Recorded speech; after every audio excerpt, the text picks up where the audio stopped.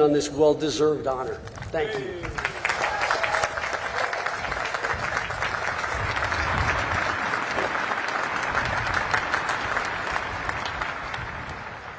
Ladies and gentlemen, it is my honor to introduce the 50th Vice President of the United States, the Honorable JD Vance.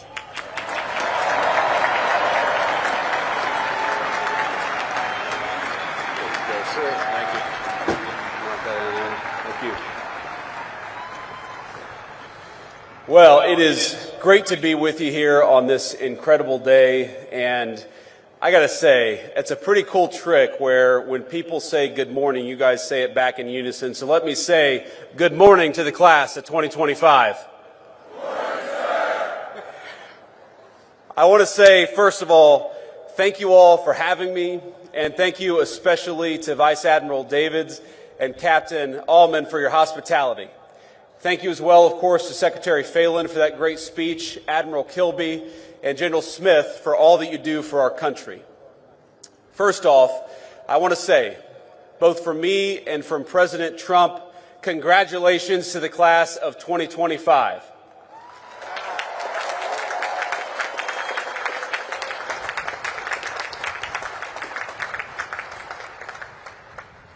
I want to say congratulations not just to you all, because you all have certainly earned a great honor, but congratulations to the families, the friends, the faculty, plus the other midshipmen and service members who join us on this beautiful morning and share in this incredible day.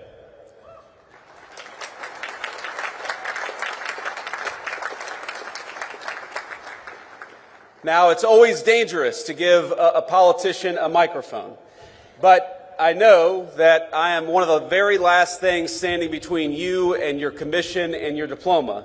And so, out of respect, I just want you to know that this is only going to be a 3.5 or 4 hour speech. I hope you all brought your sunscreen because it's bright out here. But today is such an incredible day for you. Tonight, you'll celebrate in the finest tradition of the United States Naval Academy with great food and, of course, maybe a little drink.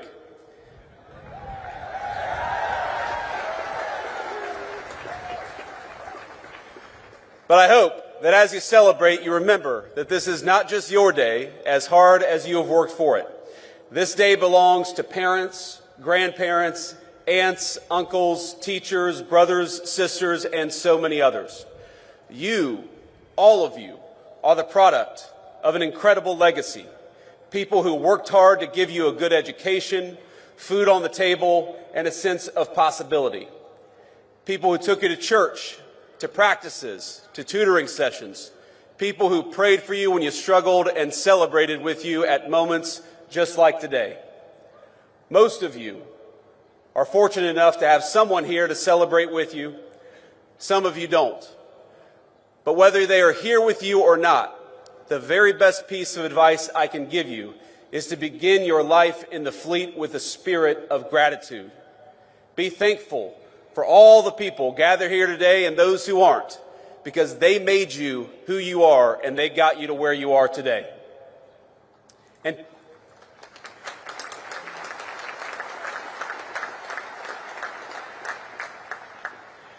I hope you'll take from that gratitude a sense of duty. You owe it to the American people, to yourselves, but most of all to the people who sacrificed so hard to get you here. You owe it to them to do the best job you can, and I know that is exactly what you're going to do. Now, it's customary in speeches like this for people like me to offer words of congratulations and maybe a little bit of advice. Of course, I just did exactly that. But you're not just graduates of some random university about to embark on careers in the private sector, and I'm not just giving another political speech. I'm your vice president. And the minute you walk off this stage with your diploma and your commission, you will be officers in the United States Navy and the United States Marine Corps, and that is an incredible thing.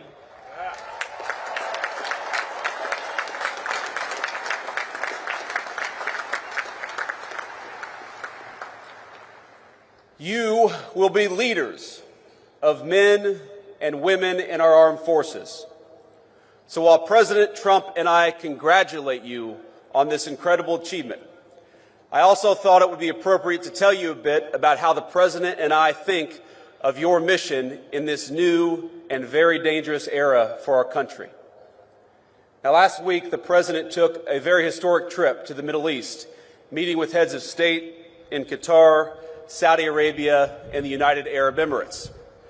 Most of the headlines focused on the trillions of dollars of new investment the President secured for our country, and that's, of course, an important thing.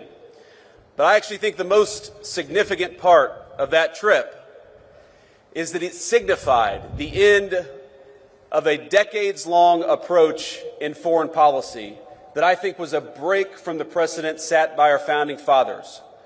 We had a long experiment in our foreign policy that traded national defense and the maintenance of our alliances for nation building and meddling in foreign countries' affairs, even when those foreign countries had very little to do with core American interests.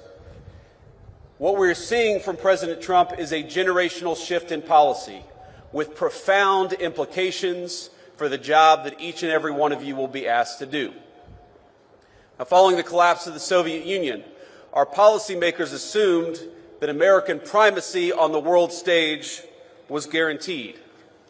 For a brief time, we were a superpower without any peer, nor did we believe any foreign nation could possibly rise to compete with the United States of America.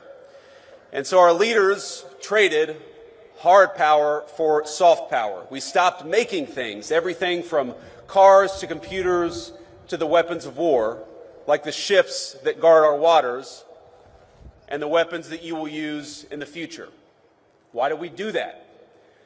Well, too many of us believed that economic integration would naturally lead to peace by making countries like the People's Republic of China more like the United States. Over time, we were told the world would converge toward a uniform set of bland, secular, universal ideals, regardless of culture or country. And those that didn't want to converge, well, our policymakers would make it their goal to force them by any means necessary.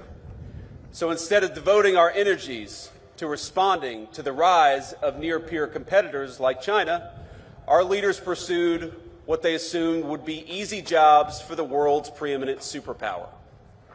How hard could it be to build a few democracies in the Middle East? Well, almost impossibly hard, it turns out, and unbelievably costly. And it wasn't our politicians who bore the consequences of such a profound miscalculation. It was the American people, to the tune of trillions of dollars, but more than anyone, it was borne by the people who were in your shoes just a few short years ago, by our service members and their families. The tens of thousands of warfighters who sacrificed precious time, energy, and in some cases their very lives in the line of duty. They are the ones who bore the costs of past failure. Our leaders abandoned clearly stated strategic goals for lofty, often incoherent abstractions. This is how, for example, we wound up chasing a $230 million pier in Gaza that worked for a grand total of 20 days while injuring over 60 American service members in the construction and maintenance of that pier.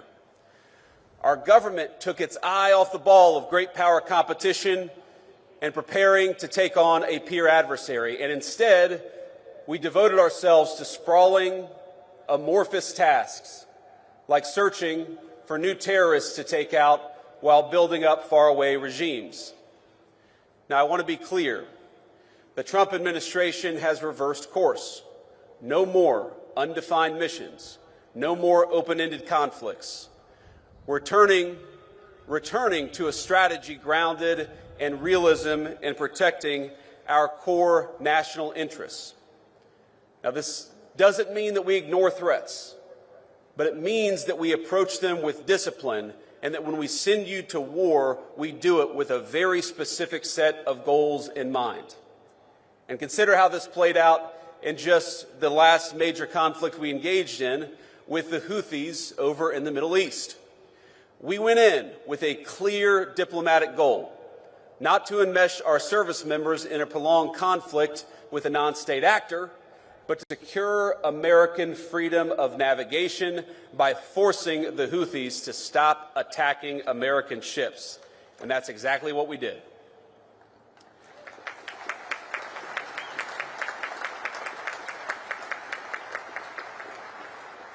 We pursued that goal through overwhelming force against Houthi military targets. In just the first 100 days of the administration, we were able to reach a ceasefire in a conflict that had been ongoing for nearly 2 years. That's how military power should be used, decisively with a clear objective. We ought to be cautious in deciding to throw a punch, but when we throw a punch hard, and we do it decisively, and that's exactly what we may ask you to do.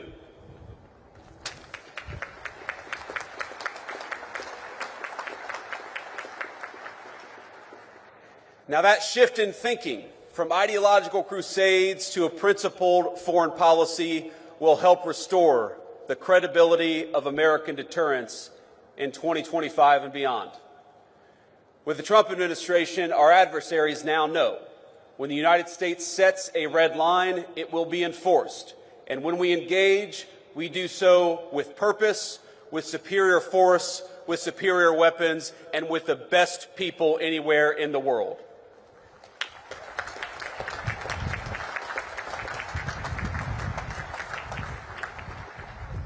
Let me say something about weapons and the future of warfare. It is, of course, a priority of this administration, not just to keep but to widen the technological edge between the United States military and our adversaries all over the world.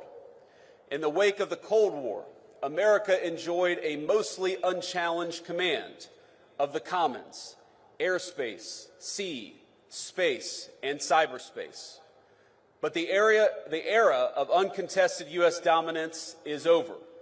Today we face serious threats in China, Russia, and other nations determined to beat us in every single domain, from spectrum to low Earth orbit to our supply chains and even our communication infrastructure. Technology has lowered the cost of disruption, and so we must be, all of us, not just smarter. We got to make sure that we send our troops to war, we do it with the right tools. We can no longer assume our engagements will come without cost. That's why the Trump administration is investing in innovation, rewarding risk takers at the Department of Defense, and streamlining weapons acquisition for the new century. Investing in cutting-edge weaponry like hypersonics is important, but just as important are the low-cost, high-impact technologies that are already transforming the battlefield. Things like drones. And by the way, when we talk about innovation, innovation is not just happening in the laboratory of a defense contractor. Innovation increasingly is happening on the very battlefields that you will lead troops on. So that you are not just recipients of innovation, you're not just users of tools, you will very often be developing tools in this new century. Our lawmakers and military brass alike must learn to adjust to a world where cheap drones, readily available cruise missiles, and cyber attacks cause extraordinary damage to our military assets and our service members. And it will be you, the graduates gathered here today, who will lead the way for the rest of us.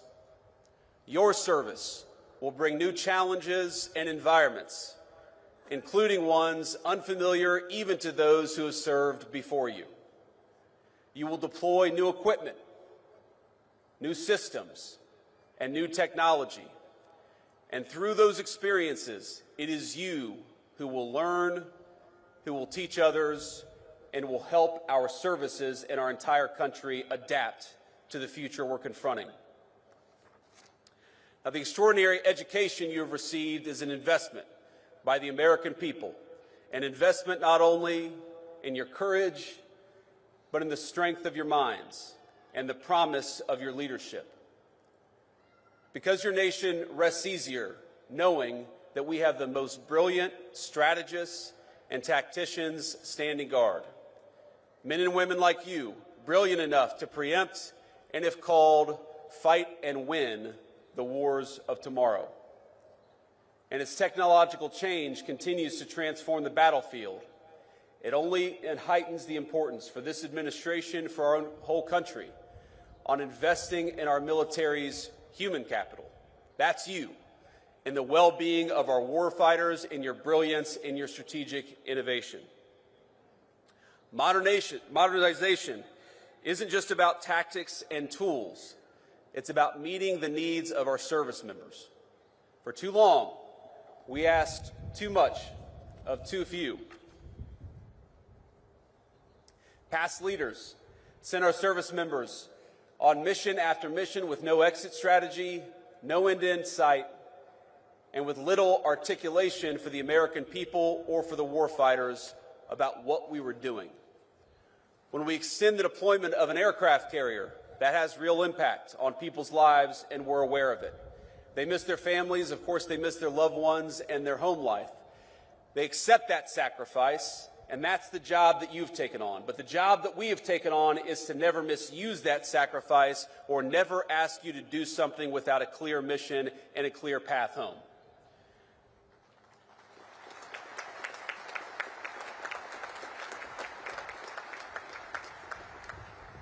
The Trump administration recognizes that our most valuable resources, it's you. It's young people who are brave enough to put on the uniform and risk your life for this country. And we promise, I promise, to cultivate that resource, to protect it, and to use it only when the national interest demands. And what makes your new life so unique is that you must take multiple perspectives. You will be junior officers, of course, answerable to commanders, captains, admirals, generals, and people like me. You will have to follow orders, even when you don't want to. And if I can offer one piece of advice from a junior enlisted guy to a bunch of new officers, to say that when you say with all due respect, that is not a get-out-of-jail-free card. These guys are laughing back here. I got chewed out more times than I can remember because I assumed that I could say whatever I wanted to so long as I said with all due respect before it. That's not how it works out. You learn that the hard way. But importantly, you are not just following orders. More often than not, you will be giving them. And just as I see you as our most precious resource, so you must see the men and women who call you sir and ma'am as your most sacred charge. You will not just be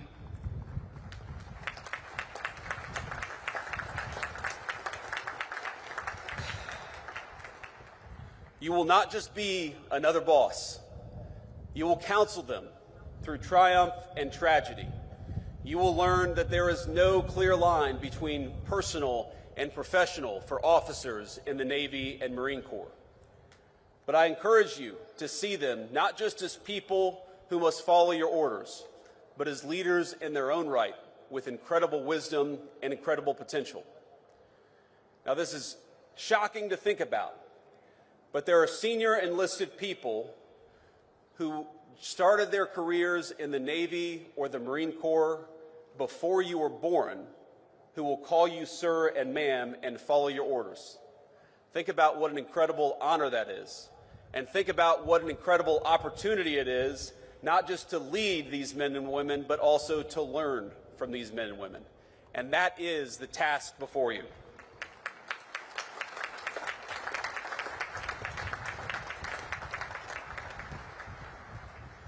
You will lean on that experience, of course, but still, you're more often than not, you're going to be the one in charge. That is an honor, but it's a responsibility that ought to give you chills. You've made it now through one of the most demanding institutions in the entire world. You've earned your commissions, and you've stepped forward to serve at a moment when your country needs you now more than ever. But you're stepping into gigantic shoes, and it's worth taking stock of that as you prepare to receive your commission. Those of us who've served know that graduates of the Naval Academy, they have a certain energy, a certain aura, a certain respect when they're out there in the fleet. Let me just give you an example. Today is your day, of course, and you should celebrate. But in 3 days, the President and I will lead the most solemn occasion in our nation, Memorial Day at Arlington Cemetery. You'll learn, as I have, that when people say things like, Happy Memorial Day, you appreciate the sentiment behind it, but you know that it's wrong. Because Memorial Day is not a happy day. And Memorial Day is not for those who served and came home. It is for those who served and didn't. Every Memorial Day, I think about a graduate of this institution, Major Megan McClung. She was an officer I served with. She was bright, tough, and incredibly dedicated to her job. She arrived in Iraq not long after me and was killed in action not long after that. She loved this institution. And like so many that came before her, she built on its legacy in the way that she served her country. Now, there are so many stories of great service in this institution. I look at these signs on this stadium, Belleau Wood, Midway, Guadalcanal. These are battles I read about in history books or learned about when I was a United States Marine. If you just try to read a list of the people who served after graduating from this institution, the list is almost so long you can't get through it. Senior leaders, commandants of the Marine Corps, chiefs of naval operations, astronauts, great business leaders, and even a few lowly politicians have graduated from the United States Naval Academy. Their service is an incredible legacy that they have passed on to you. And you are the bridge that connects the incredible heritage of this institution to the future duties and responsibilities your country needs you to perform. That's an incredible honor, but it's also an incredible responsibility, and I hope you take it seriously. People will look at you as graduates of the Naval Academy in a different way than they look at most of the people that you will meet every single day. They will look at you that way, yes, because you've worked hard, and yes, because you deserve this day, but they will also look at you differently because you stand on the shoulders of giants. And 20, 30, or 40 years from now, there are people who are going to be standing on your shoulders. So please remember that. Please take it seriously. And please recognize that you become part of a brotherhood and sisterhood that will enable you to do great things, that will support you as you do them, but will ask you to give back as you should in return. You are the inheritors of a national tradition dating back 250 years. It began with John Paul Jones, and the founders of this country asked the United States Navy to take on the most powerful Navy on earth, and we won. Our first patriots knew the stakes. They did not seek out war. They did everything they could to advocate and petition for their own liberties. But when the time came, they raised a military, they raised a Navy, and they fought like hell. Their examples lives on in all of you. In their courage, we see the roots of your calling to be strong but not reckless, to seek peace but never at the expense of liberty, to hold firm to your convictions even when the cost is high. Now, I want to say to all of you, I've been vice president for all of about 120 days. And this summer, I will celebrate my 41st birthday. But I have never, in those 41 years, been so proud as I am today, to honor you, to celebrate you, and to congratulate you on a job well done.